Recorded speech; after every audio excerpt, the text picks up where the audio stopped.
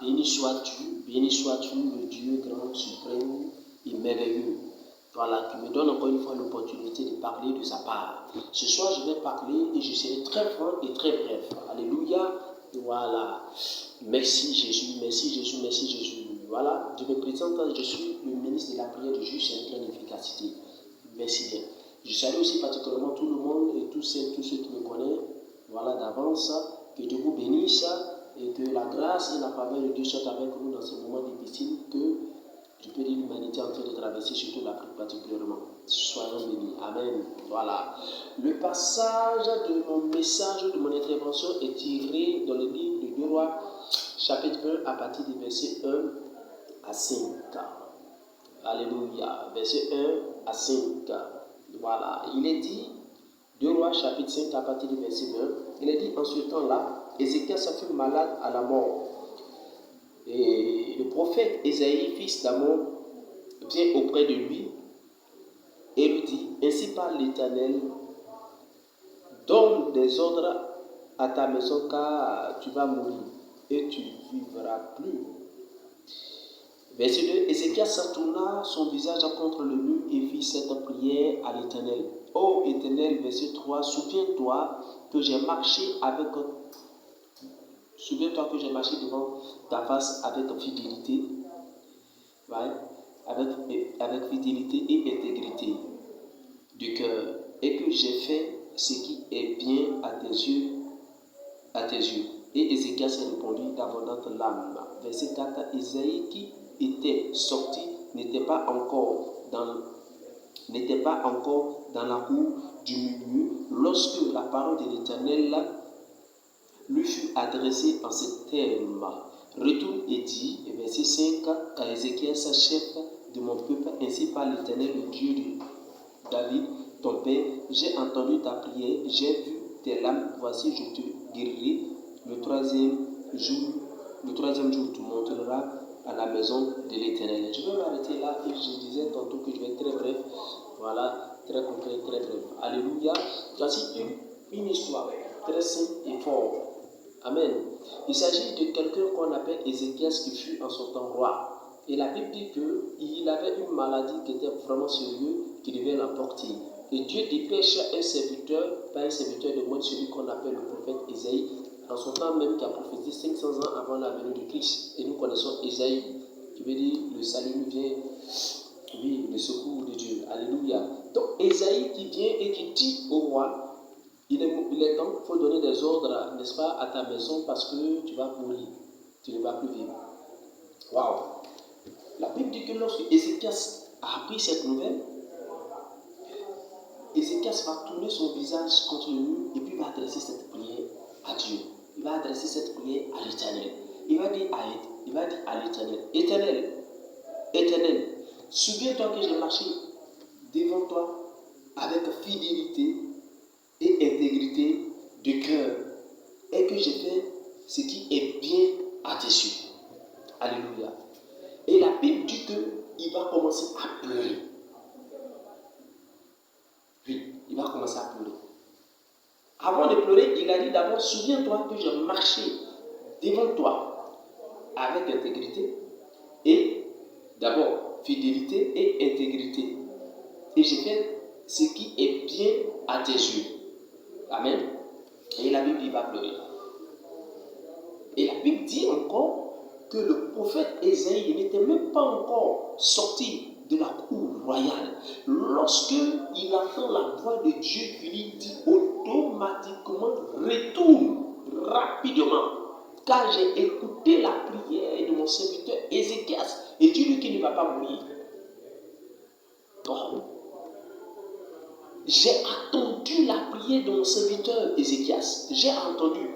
Mais comment et pourquoi Dieu a-t-il attendu la prière d'Ézéchias? C'est parce que Ézéchias va rappeler à Dieu ce que Ézéchias lui-même l'a fait devant Dieu. La Bible dit que Ézéchias dit à Dieu, souviens-toi que je marchais devant toi avec fidélité. Je vais m'arrêter par fidélité. La grâce de Dieu nous permettra que je parlerai certainement de deux autres choses. Alléluia. La fidélité. Faire, comme je le disais tantôt, excusez-moi, je vais être très être très rapide parce que j'ai encore d'autres choses à faire. Il dit, j'ai marché devant toi avec fidélité. Excusez-moi mes frères et sœurs, l'église ivoirienne, la nation. Celui qui se lève fait des prières comme il veut. Oui. Mais ce n'est pas toute prière qui est agréée de Dieu ou par Dieu. Ézéchias dit à Dieu, c'est vrai que cette maladie va m'apporter et que tu as suscité même un serviteur de Dieu, un prophète, pour venir me dire que de préparer ce que j'ai à préparer parce que je vais mourir. Mais je t'ai dit, Éternel, souviens-toi que j'ai marché devant toi avec fidélité. Fidélité, quelles que soient les difficultés que je traversais, quel que soit le problème, j'étais fidèle à toi. La fidélité, mon frère, c'est quelque chose de très important. La fidélité, ma soeur, c'est quelque chose de très important. Quand une femme est infidèle à un homme, c'est un problème. Qu'un homme est infidèle aussi à une femme, c'est un problème. Quand tu es infidèle à la loi, quand tu es infidèle aux autorités, quand tu es infidèle aux parents, quand tu es infidèle même à une nation, c'est un problème. Oui. La fidélité récompense. Donc ce soir, je vais parler à quelqu'un. Ézéchiel, c'était malade. Aujourd'hui, on ne parle pas de coronavirus, je ne sais pas quoi. Mais si tu es fidèle à ton Dieu, je vous dis, si tu es fidèle à ton Dieu, je dis bien, si tu es fidèle à ce Dieu merveilleux, si puissant, il ne permettra pas que la maladie puisse t'atteindre. Parce qu'il est dans sa parole. Oui. Il dit, souviens-toi que j'ai marché avec fidélité. Souviens-toi que j'ai marché avec fidélité. Ce que tu m'as dit, je m'accrochais à ça. Parce que moi-même, Ézéchiel, j'ai décidé de marcher avec toi. Comme une femme qui décide de vivre avec un homme. Comme un homme qui décide d'épouser une femme aussi. Leur devoir, c'est d'être fidèle. Pas être infidèle. Quelle que soit la tempête, quels que soient les problèmes qui vont surgir dans le foyer, quel que soit ce qui va se passer, quelles que soient les oppositions, même si des parents viennent même pour me dire, je ne sais pas quoi, soyez fidèles parce que vous avez décidé de vivre ensemble, donc payez le prix. C'est ce qu'Ézéchiel a fait. Souviens-toi que j'ai marché avec fidélité. Dans sa jeunesse, il marchait avec Christ, avec Dieu. Il a consacré toute sa jeunesse à Dieu. Il était fidèle à ce Dieu. Quand bien même quand on parlait de je ne sais pas quoi, de plusieurs choses, la folie de la jeunesse, mais lui, il a laissé tout ça. Il s'est attaché à Dieu. Avec tout ce qui était devant, la passion, etc. Mais il s'est attaché à Dieu. Vous voyez, il était fidèle. C'est ça, ça veut dire à Dieu, regarde, Dieu, souviens-toi, éternel, le Dieu de mes pères, souviens-toi. J'ai marché devant toi avec fidélité. Tu veux que Dieu exauce ta prière? Frère, tu es fidèle et tu demandes que Dieu exauce ta prière. Tu cherches le mari de quelqu'un et tu demandes que Dieu exauce ta prière. Marie, toi tu vas chercher femme de quelqu'un et tu viens, tu veux que Dieu exauce ta prière. Il va exaucer quelle prière? Tu es fidèle à ce Dieu.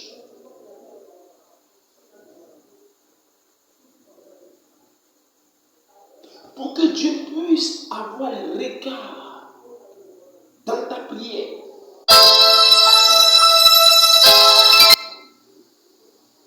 Il faut se consacrer. Il faut être fidèle à Dieu.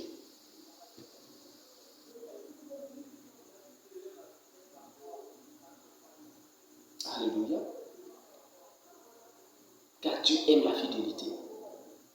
La fidélité, c'est très important. La fidélité, fidèle. Remarquez quand une personne est fidèle dans ce qu'il fait, il est respecté, il est honoré, il est même acclamé par de tous. Ah, celui-là, il est fidèle à l'heure. Assurer elle est fidèle à son travail. C'est-à-dire que tu respectes la chose. Être fidèle, tu crains la chose, tu respectes, tu honores la chose. Est-ce que toi tu respectes, tu crains Dieu, tu honores Dieu?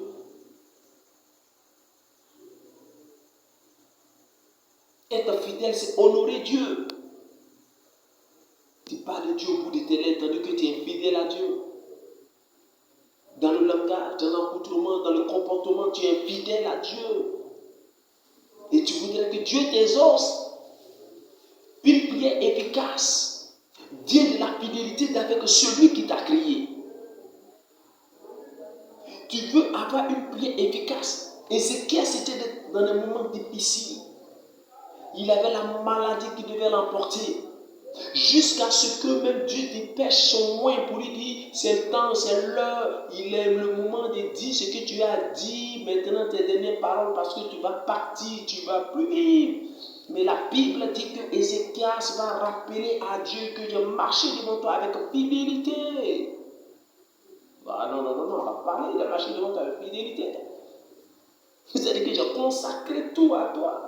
Malgré tout, je marche avec toi fidèlement dans le froid, dans la chaleur, dans la pluie. Même quand tu manquais certaines choses, j'ai marché avec toi dans la fidélité. Dieu a réfléchi à la vie, mais c'est vrai, mon fils, il dit la vérité. Voilà pourquoi l'un des éléments qui peut tourner les regards de Dieu vers ta situation pour qu'il intervienne, la fidélité. Dieu aime la fidélité. Je vais m'arrêter par là parce que, comme je vous disais tantôt, j'ai certaines choses à faire, mais je vais continuer toujours, je vais envoyer encore, n'est-ce pas, certaines choses. On va partager ensemble et on va continuer en profondeur, encore toujours, la fidélité à Dieu. Soyez bénis, soyez fidèles à Dieu pour que vous voyez la main de Dieu. Soyez fidèles à Dieu pour que vous voyez les miracles de Dieu. Si tu es fidèle, la Bible dit que si tu es fidèle, lui aussi, il demeure fidèle. Quand bien même que l'homme est infidèle. Mais lui demeure fidèle. Que Dieu nous bénisse. Je prie que la grâce de Dieu soit avec vous. Je prie que ma Côte d'Ivoire soit fidèle à son Dieu. Je prie que l'Église ivoirienne soit fidèle à son Dieu. Soyez bénis au nom de Jésus-Christ que j'ai prié. Amen.